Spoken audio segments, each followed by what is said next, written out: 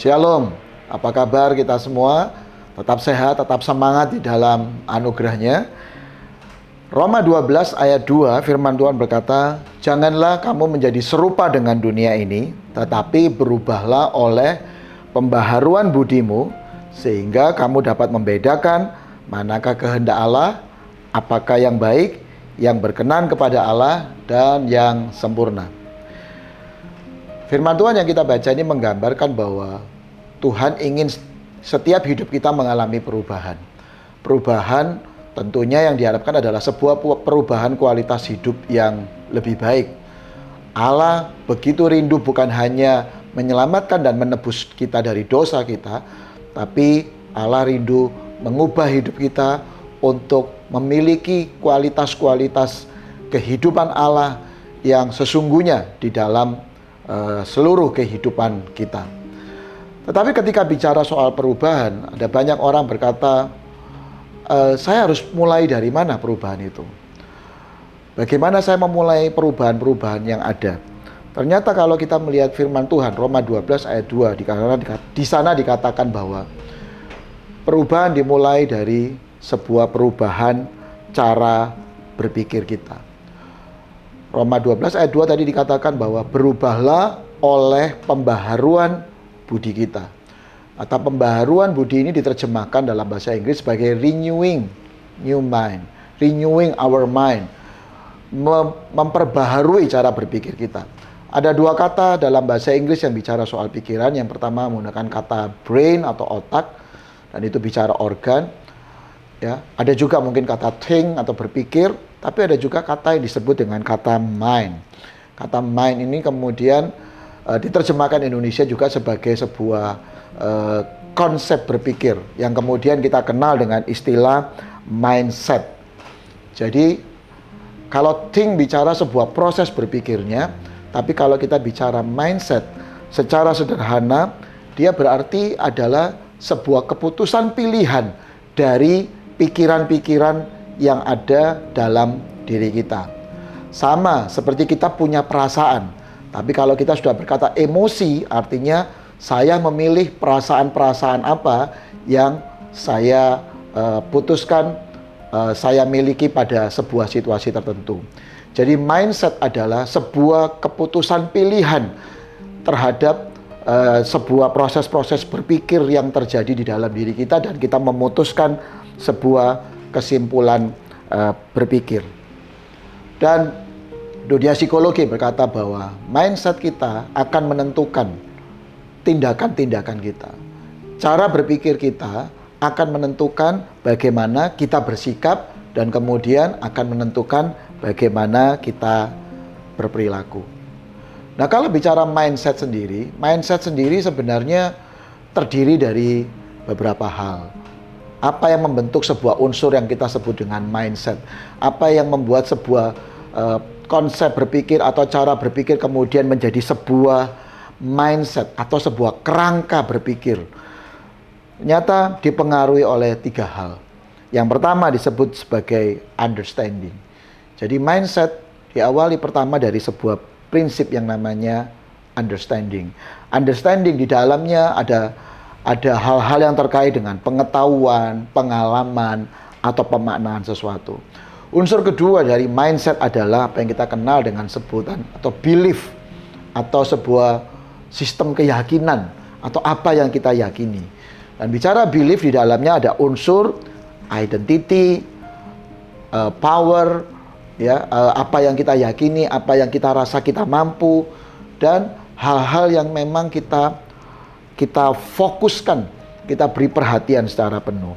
Nah, understanding ini akan mempengaruhi belief kita, dan kemudian understanding dan value ini, understanding dan belief ini kemudian akan membentuk apa yang kemudian kita sebut sebagai sebuah sistem value. Dan gabungan dari tiga hal inilah yang kemudian membentuk apa yang kita sebut dengan mindset. Value sendiri itu bicara tentang mana yang penting, mana yang kurang penting, mana yang kita prioritaskan, mana yang kita anggap lebih perlu, mana yang kita anggap lebih bernilai atau lebih berharga dari sebuah aspek kehidupan.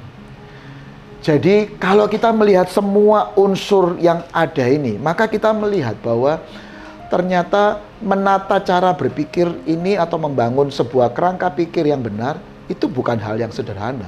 Sementara tadi firman Tuhan berkata, berubahlah oleh pembaharuan cara berpikir kita. Tetapi ternyata proses perubahan cara berpikir ini bukan sebuah hal yang sederhana. Ada banyak orang yang berkata begini, sudahlah, yang penting kita ngelakuin hal-hal yang praktis saja. Ternyata kita melihat bahwa sebuah kerangka berpikir atau sebuah mindset diawali pertama dimulai dengan sebuah apa yang disebut dengan pengetahuan.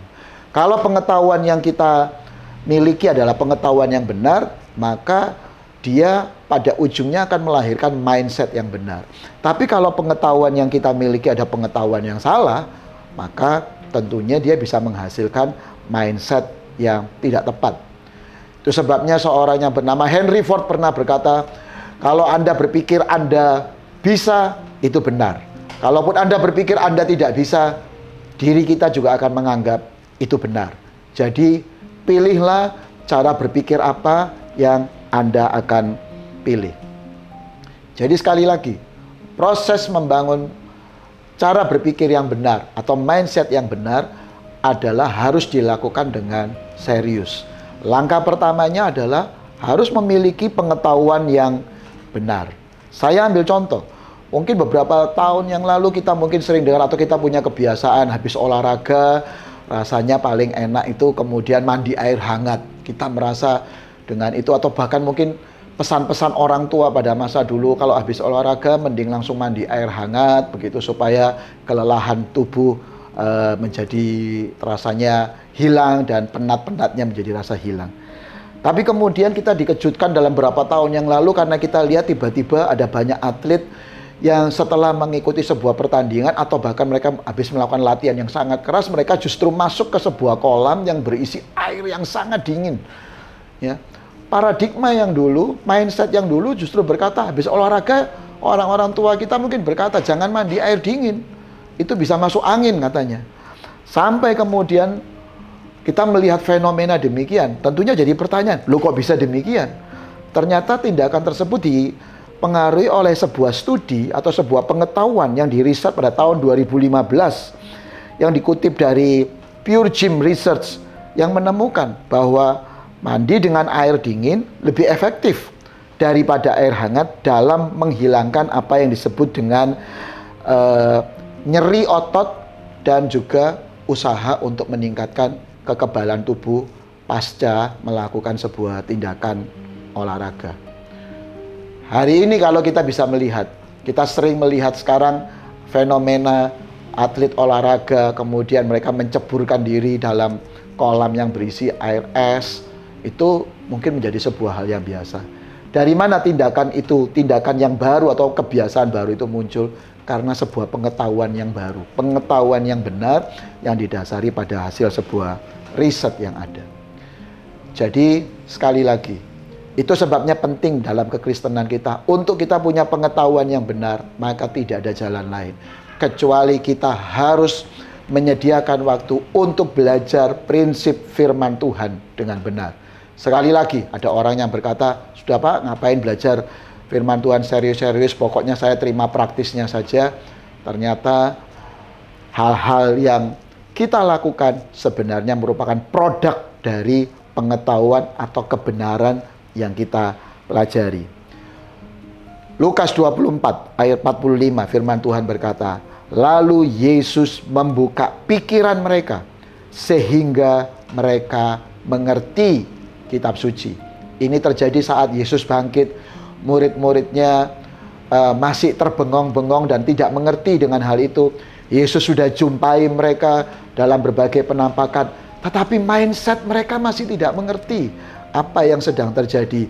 Sampai kemudian firman Tuhan berkata, Yesus membuka pikiran mereka sehingga akhirnya mereka mengerti semua prinsip-prinsip kebenaran yang Yesus pernah ajarkan atau sampaikan kepada mereka. Roh Kudus punya peran untuk mengingatkan kita akan kebenaran. Pertanyaannya, apa yang Roh Kudus atau Tuhan akan ingatkan kalau kita tidak pernah meletakkan prinsip kebenaran? Dan bagaimana kita bisa meletakkan prinsip kebenaran kalau kita tidak pernah sungguh-sungguh mempelajari firman Tuhan dengan benar? Jadi, mari merubah mindset kita supaya kita bisa punya perilaku yang benar. Tapi merubah mindset harus dimulai dari sebuah tindakan paling sederhana. Punya hati kerinduan untuk belajar kebenaran dan prinsip-prinsip Tuhan. Tuhan Yesus memberkati.